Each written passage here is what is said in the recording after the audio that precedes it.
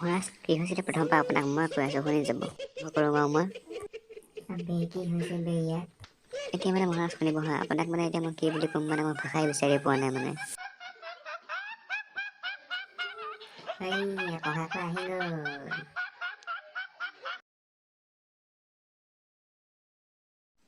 কি হ'ল দেৱসেনা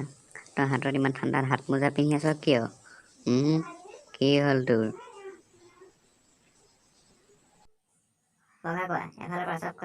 মানে মহাৰাজ চব যেতিয়া ৰাজসভাত আহিবলৈ ধৰিছিলে তেতিয়া চবকে মই মাস্ক পিন্ধি আহিবলৈ কৈছিলোঁ যিহেতু কৰোণা চলি আছে কৰোণাৰ কাৰণে মই মাস্ক পিন্ধি আহিবলৈ কৈছিলোঁ কিন্তু চাওক না এইটো পিছফালৰ পৰা কেনেকে চাই আছে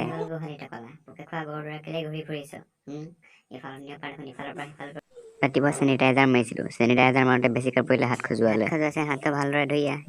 ঘৰত মটৰটো বেয়া হৈ আছে এতিয়া মই পানী ইউজ কৰিম কেনেকৈ তুমিয়ে কোৱাচোন বাৰু টকা আছে মটৰ ভাল কৰি ল ইয়াত তই ফেচ হৈ গ'লে তই মোৰ চৌহদ এনেকৈ থাকিবলৈ অনুমতি ক'ত পালি আচলতে কি হৈছিল মহামায়া এফালৰ পৰা তই চব কথা কৈ যা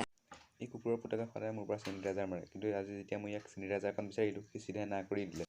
সেইকাৰণে মই ইয়াৰ মুখৰ মাস্কখন খুলি ইয়াৰ মুখত চেনিটাইজাৰ থুচি ভৰাই ইয়াৰ আঙুলিকেইটা কাটি পেলালোঁ বেয়া কৰিলোঁ নেকি ভুল কৰিলি মহামায়া চেনিটাইজাৰ নিদিয়া আকৌ আঙুলি নাকাটে কাটে কিয়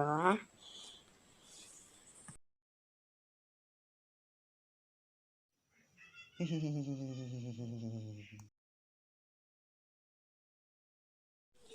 লগত মাস্ক আৰু চেনিটাইজাৰ লৈ ঘূৰি ফুৰিবা সন্ধিয়া সময়ত ঘৰৰ পৰা নোলাবা যদিহে কেনেবাকৈ তোমালোক সন্ধিয়া সময়ত ঘৰৰ পৰা ওলাই যোৱা তেনেহ'লে